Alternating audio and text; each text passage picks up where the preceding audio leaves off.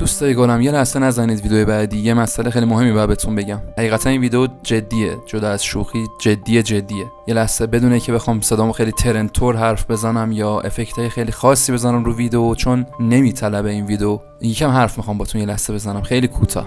سری میرم سر اصل مطلب که خستتون نکنم. یه ویدیویی من ساختم، یه بنده خدای از من ادیت زده بود، خیلی خوشحال شدم. خب اون ویدیوش هست، میتونید برید تو کانال ببینید. من گفتم آقا از این حمایت کنید و اینا، خب بگیره کارش. نمیدونستم این پیامی که الان گذاشتم رو صفحه رو اگه بخونید خودتون میفهمید که حالا من چه حسی دارم.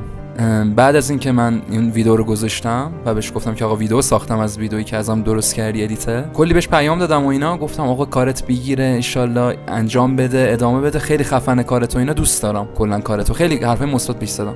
بعد اومد این پیامو برام گذاشت که گویا مادرشون سرطان داره و خب سخته، خیلی سخته. میگم یکم این شورت شد واسه